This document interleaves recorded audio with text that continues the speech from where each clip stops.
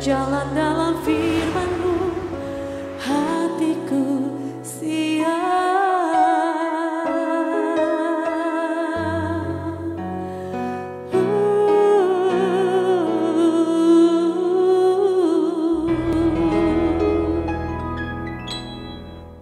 Salam, God lover yang dikasih oleh Tuhan Yesus, senang boleh kembali berjumpa kembali dalam program Resen God malam hari ini bersama Diaspora TV. Setelah melewati berbagai kesibukan sepanjang hari ini, mungkin ada situasi yang membuat jiwa saudara menjadi letih lesu dan berbeban berat. Apapun situasi dan keadaan yang sedang saudara alami saat ini, jangan pernah menyerah. Sebab Tuhan mengundang kita semua setiap hari untuk mengalami kelegaan. Ini yang dikatakan Tuhan Yesus kepada kita. Marilah kepadaku semua yang letih lesu dan berbeban berat. Aku akan memberi kelegaan kepadamu. Puji Tuhan, mari kita responi undangan Tuhan ini dengan iman kita datang kepadanya di dalam doa. Kita bersatu dalam doa. Bapa di surga, kami ucap syukur anugerah-Mu luar biasa bagi kami. Kami penuhi undangan-Mu Tuhan. Kami datang kepadamu membawa segala sesuatu yang membuat hati kami, jiwa kami tertindih dengan beban yang berat. Kami sangat percaya di dalam Engkau kami akan mengalami kelegaan. Ada pertolongan, ada kekuatan yang Tuhan berikan. Sehingga masalah apapun yang sedang kami hadapi akan bisa terselesaikan karena anugerah-Mu cukup bagi kami semuanya. Bapa, sebelum kami beristirahat, kami rindu mendengar suara-Mu.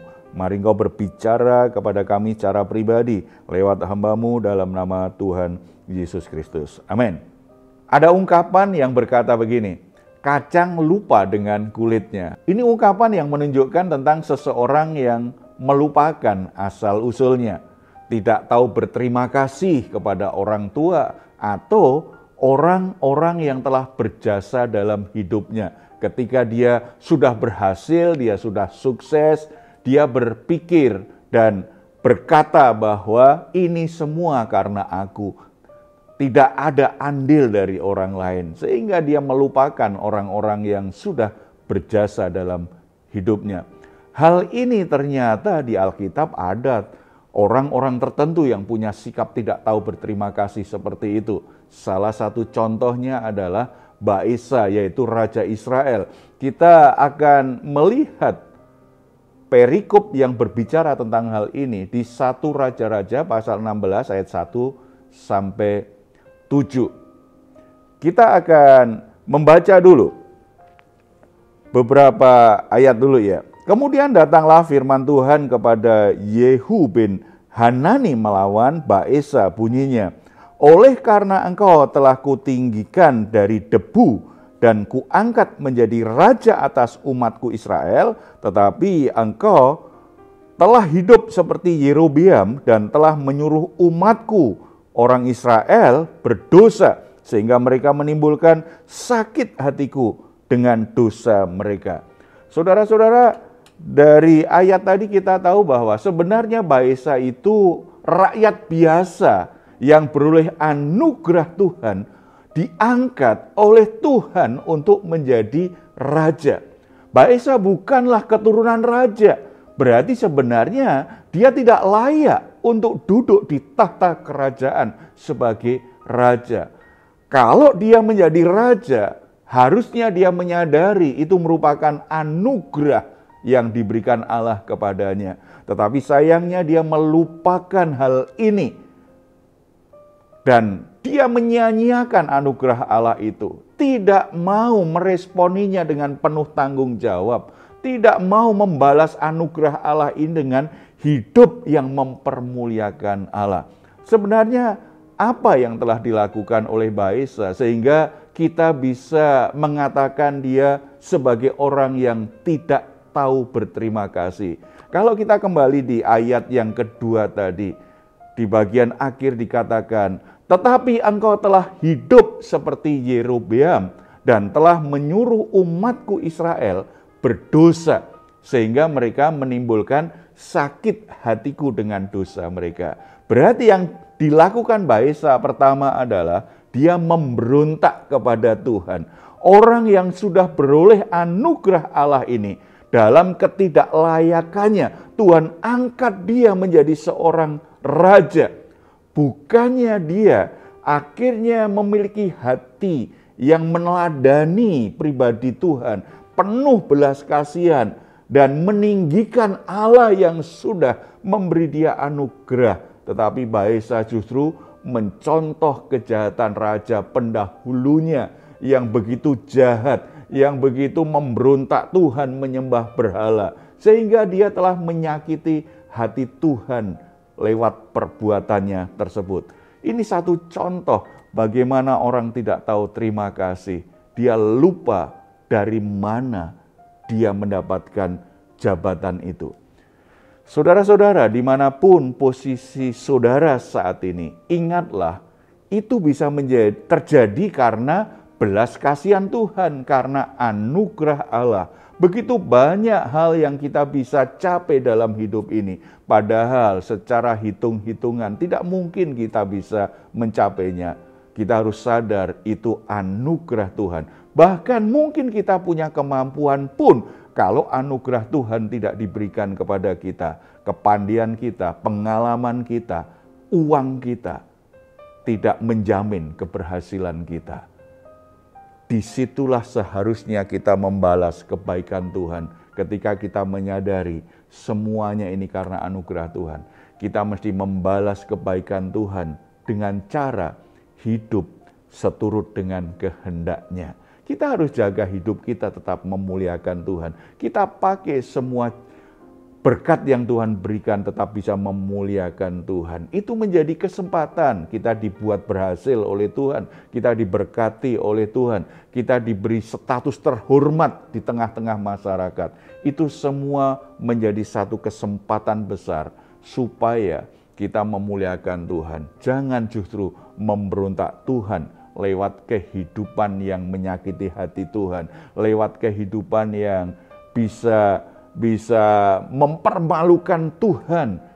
Karena kita punya fasilitas, kita punya semuanya. Harusnya semakin diberkati Tuhan, semakin menyenangkan hati Tuhan. Yang kedua, kalau kita baca ayat yang ke-7, ya. Juga dengan perantaraan Nabi Yehu bin Hanani, firman Tuhan telah datang melawan Baesa dan melawan keluarganya, baik karena segala yang jahat yang telah dilakukannya di mata Tuhan, sehingga ia menimbulkan sakit hati Tuhan dengan perbuatan tangannya, dan dengan demikian menjadi sama seperti keluarga Yerobeam, maupun oleh karena ia telah membunuh Yerobeam. Saudara-saudara, Baesa ini begitu jahat ya. Dia melakukan pembunuhan. Dia orang yang diangkat Tuhan, beroleh anugerah Tuhan. Dia tidak hanya menyakiti hati Tuhan, tetapi juga membunuh keluarga pendahulunya. Baesa naik tahta dengan cara pertumpahan darah. Dia membunuh pendahulunya beserta seluruh anggota keluarganya. Baesa memakai jalan pintas untuk sampai pada apa yang dia impikan. Dan memang dia sampai di impiannya itu, tetapi sebenarnya dia sedang berhadapan. Dia sedang menjadi lawannya Tuhan. Akhirnya Baesa menuai apa yang dia tabur. Dia mengalami pengalaman yang begitu tragis. Akhir kisah yang begitu tragis. Saudara-saudara, memang kekuasaan itu sangat menggiurkan bagi banyak orang. Sehingga banyak orang berusaha untuk sampai di posisi yang dia inginkan dengan cara menghalalkan segala macam cara. Dia tega untuk lakukan kejahatan kepada sesamanya. Dia lakukan hal-hal yang buruk, yang melanggar hukum, yang melakukan semuanya itu tidak peduli lagi dengan firman Tuhan demi jabatan yang dia impikan. Tidak sabar dengan proses Tuhan. Saudara-saudara, ingatlah kalau Allah melawan kita karena kita memberontak Dia. Apapun yang kita lakukan akhirnya akan berbenturan dengan tembok yang tidak mungkin kita bisa tembus. Hidup kita akan berantakan.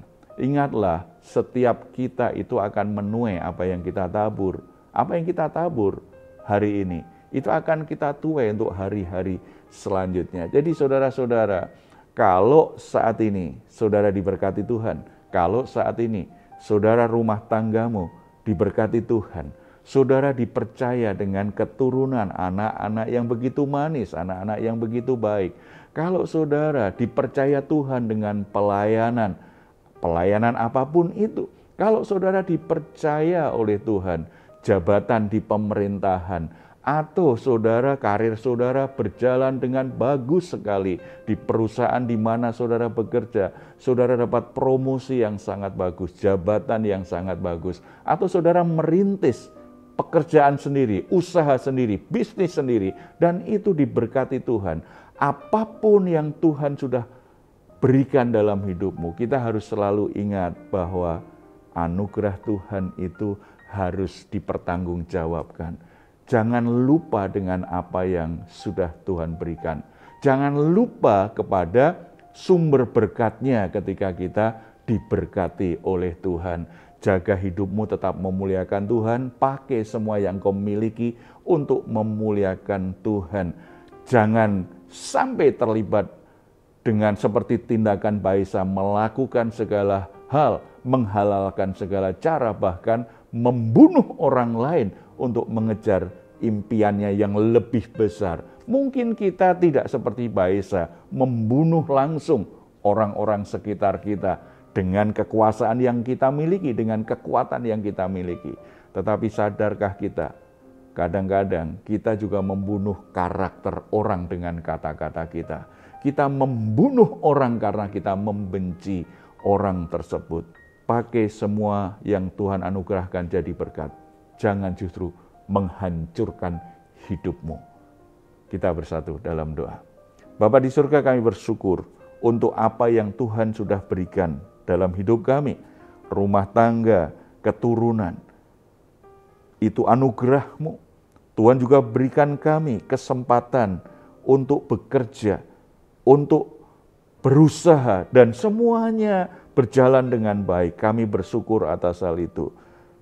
Tuhan juga memberi kesempatan kepada saudara-saudara dalam jabatan publik, dalam jabatan pemerintahan. Bersyukur untuk hal itu. Bersyukur juga kalau hari ini Tuhan juga beri kami kesempatan melayani Tuhan dengan berbagai hal yang bisa kami lakukan. Bahkan ada yang memegang tanggung jawab begitu besar dalam pelayanan. Semua anugerah-Mu. Ingatkan kami senantiasa untuk tidak melupakan akan hal ini sebagai anugerah Tuhan, supaya kami punya hati yang tahu berterima kasih, yang bisa berterima kasih. Kami tidak menyalahgunakan apapun yang Tuhan sudah berikan, tetapi kami memakai semuanya semakin memuliakan Tuhan. Ampuni kalau dengan kata-kata kami sudah membunuh karakter orang lain. Kami sudah membunuh potensi orang lain. Ampuni kami kalau dalam kebencian kami terhadap orang-orang tertentu yang akan menghalangi ambisi kami. Sehingga kami membenci dan merekayasa sedemikian rupa untuk menyingkirkan mereka. Tuhan ampuni kami. Firman-Mu kiranya kembali menata hati kami dan meluruskan jalan kami. Impian kami akan keberhasilan dalam hidup ini, akan karir yang semakin naik, rumah tangga yang semakin baik. Biarlah itu juga sesuai dengan jalannya Tuhan, sesuai dengan proses Tuhan.